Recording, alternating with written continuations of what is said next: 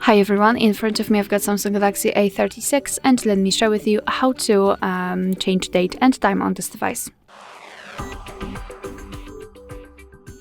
So let's start with opening the settings, and here we have to scroll down to find General Management.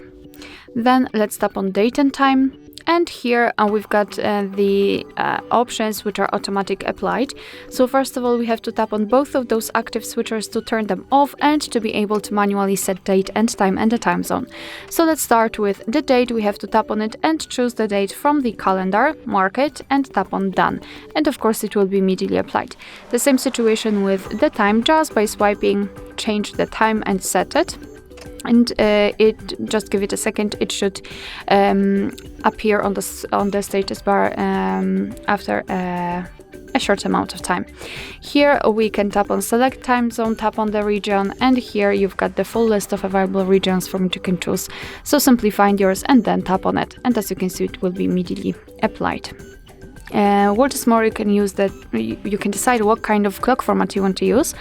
So currently we are using the 24-hour format. Of course, you can use 12-hour one just by turning off this switcher.